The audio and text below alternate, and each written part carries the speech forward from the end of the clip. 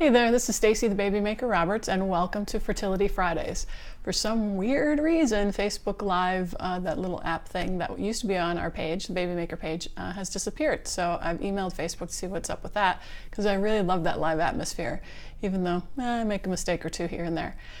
But I wanted to post a video anyway because I promised to do Fertility Fridays as often as I possibly could, and because this coming weekend is Mother's Day.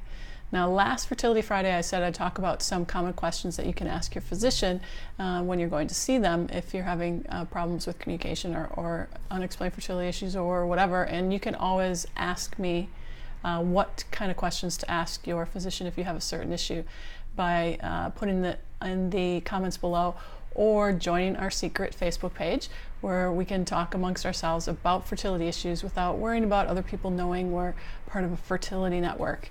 Remember, if you want to be part of that secret Baby Maker Facebook page for the Baby Maker community, just email me at info@naturalfertility.com. So we are going to go over some questions today, but before we do that, I want to talk to you about this weekend, Mother's Day. I know it can be difficult for those who are trying to become pregnant. For some people it's not, but there are quite a few over the years that I've heard from who find it to be a very difficult day, Mother's Day. So what I wanted to share with you today on Fertility Friday is what other couples have done over the years to help them get through this weekend, not only to kind of just get through it, but also to kind of thrive and to be able to get through it feeling good about the weekend. Which sometimes I know is impossible when you're thinking about all that you think about is having babies and you see them all around and you want to be a mom, but you're not yet. Or if you're watching this for your partner, if she wants to be a mom and she's not yet. It can be a disheartening weekend for Mother's Day. And I just wanted to let you know that I am thinking of you, and I wanted to give you this information. Hopefully it'll help. So one of the couples that wrote in years ago when I put this out to my community and said, hey, what do you guys do to help you through Mother's Day, was to spend the day together as a couple. So if you're celebrating, number one, Mother's Day is for mothers. So if you're celebrating your mother, that should be the primary focus, obviously, and supporting her and celebrating her and all that. But if you can, take some time out to be together, and you and your partner, and just spend this time kind of taking care of yourselves, kind of, understanding that, yes, you want to be able to celebrate Mother's Day as a mother someday yourself, but it's also can be a day to celebrate each other. So make a date night, around Mother's Day, on the Saturday, on the Sunday night later, after you've supported your mom, etc. And just make it a day about yourselves as well too. So that's been helpful. The other thing is the fact that it is about your mother and supporting her. And if you didn't have a very good relationship with your mom, as some of my patients have opened up to me about, that's okay. Just be thankful that your mother gave you whatever she was able to give you, whether it's just simply giving you life. And that was the one thing that you can be thankful for with her. Be thankful. Because when we're grateful and thankful about something, it's impossible to be sad or depressed about something as well. So just focus on what you have in your life right now. And it may not be your actual mother. If your mother's passed, obviously you want to celebrate her life. But if you didn't have a great relationship with your mother, maybe there was a teacher, maybe there was a friend, maybe there was another family member that helped support you, that was like a mom to you. So really think about celebrating that person on that day, whether you see them or whether you don't. Maybe it's writing them a letter, maybe it's just sitting and thinking about some of the good times that you had, or journaling about what they meant to you. And then the last thing that I wanted to share with you is about a tip that I sent out before Mother's Day one year that patients really said really helped them. And it was about really thinking about Mother's Day as not just celebrating mothers, which is fantastic, but celebrating the meaning of what a mother is. And really behind the word mother, or the meaning behind a mom, is really about a creator, about something or someone creating something, whether it's creating a life, creating a family, but whatever it is, what are you creating or what are you not creating because you're focusing on your fertility journey and you forgot about the things that you loved? So what can you reconnect with this weekend? How can you become that creator again? What's your creative side? A patient of mine said, once she heard me talk about that or actually wrote that tip, she decided, she hadn't painted and painting was her absolute love. And she went back to doing that, and she, on Mother's Day, she was able to do that instead of sit and think, gosh, I wish I could be a mom. So really shifting your focus is what it's all about. Now, it's not going to make the pain go away completely. It's not going to, make you pregnant. And certainly we don't want to cover up anything. But what I do want you to think about is really shifting your focus away from lacking a child, lacking the situation that you want, to focusing on what you do have right now. And be grateful for whatever that is, your partner, your health, your family, your friends, and look for ways that you can be creative. How can you become a mother if you're not a mother right now? How can you become a mother as a creator in your life somehow? And it doesn't mean you have to do art. It could be anything. It could be anything in the world that means something to you. And also doing something for somebody else as well, taking care of somebody else, because that's obviously what mothers do as well. So I hope these few little tips have helped you be able to shift your focus a little bit away from some of the sadness that you may feel. And if you do feel sadness this weekend, that's totally okay. Never beat yourself up for how you're feeling, because that's truly how you're feeling. So just allow that to be there, but then gently shift your focus towards something that's more beneficial for you in the long run. Gratitude, again, what you can create, what you're grateful for. Those are really great things to be able to do, to shift your focus away from the situation when you're feeling down in the dumps about your fertility.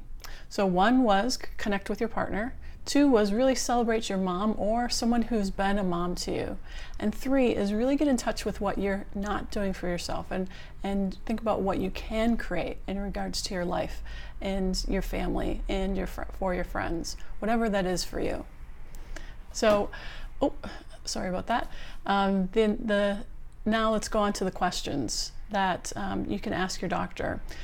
Patients, just thinking about the patients that I had this week, have told me that they go to their doctor and basically, and this is for females, basically they're told there's nothing really they can do, that the eggs or the embryos are just not healthy enough, and it's either their age, or if it's not working, it's the health of their eggs, no matter what their age. And what I would encourage you to do, and this might take a little chutzpah or a little bit of assertiveness, but you can do it in a respectful way, is ask your physician, where's the proof that the eggs are an issue? Because if they say, well, it's your age and you're clearly running out of eggs because you're X years old, say, well, aren't there women who become pregnant who are my age or older? And the answer is yes. So what am I not doing potentially that those women have done to be able to become pregnant? And they might say, well, some of those women have had donor, but we don't know that for sure. So you're talking about the women who are utilizing their own eggs. And if donor eggs is an option for you and you want to pursue that, fantastic. But remember, the embryo takes more than just the egg to be healthy. It takes a healthy egg and healthy sperm. So looking at the health of both of you guys is really important. So if you are told that your eggs are unhealthy, or that the embryos are unhealthy and it must be your eggs, ask them where the proof is. And ask them if they're familiar with the research that's relatively new within the last 5 years, that if embryos aren't developing with IVF, or if miscarriages are happening, or if pregnancies aren't happening, even if a semen analysis is normal, it could still be an issue with the sperm. Ask if they do regular DNA fragmentation tests. Do they know the new research that's out there in regards to DNA fragmentation? Now, you may not ask your doctor in the same exact way that I'm presenting these questions to you, but write them down and take a few minutes to rephrase them in a way that you feel is appropriate. And you know your doctor better than I do, so in a way that you can bring this information up to them, or bring these questions up to them, so that you get the answers that you want. The object here is not to challenge your doctor to put them on the back foot. The object here is to ask them, okay, what are my other options besides another medication or another procedure if that's not working? Or what are my options if we've been trying for X amount of time and it's not working? And if all they give you are procedures to do, or pills to take, that's not actually treating the underlying issue of why you may not be pregnant. So if it's endometriosis, Can that be removed? Has that even been looked for yet? Do you have a fibroid that's not removed? Can that be removed? There are all sorts of different questions, and I wish I could know exactly what your particular situation is so that I can give you some particular questions to ask your doctor. But all I can say is, no matter what your age, unless you're over 50 or in your late 40s and you haven't menstruated in over a year, that's a different story. But if you're not in those age categories and you're getting the information that, hey, your eggs are too old or your embryos are an issue because of your eggs, there is potentially something else going on that's being missed. So I just want you to be aware of that. And I really do want to help and support you in what you can go to your doctor with and feel comfortable asking them in the most appropriate way that you can, so that you create a team for yourself. You want a team of people helping to support you. You don't want to go through this alone, and you don't want to feel like you're butting up against somebody all the time. So there's great, respectful ways to utilize this information and go back to your doctor and create that team that you need. And again, if you're interested in talking about this in the Secret Baby Maker community, so other people on Facebook wouldn't necessarily know that you're a part of a fertility community, then please email me at info@naturalfertility.com, because I want to be able to connect with you. I want to be able to help you and support you in dealing with your fertility issues. And if you do want a consultation at naturalfertility.com, you can find out ways to have a consultation with me. But what Fertility Fridays are all about is really about you and answering questions. And what this particular Fertility Friday is about, which is, the Friday before Mother's Day, I really want you to know that I want you to be okay this weekend.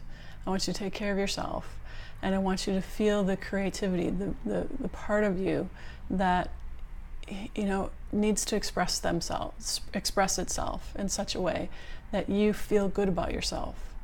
So I really will be thinking about you this weekend, and I hope that you're able to get through it and not feeling significant emotional lows, but instead finding the things that you are truly thankful for. I hope you have a wonderful weekend. Thinking of you, and until the next Fertility Friday, this is Stacy the Baby Maker Roberts signing out.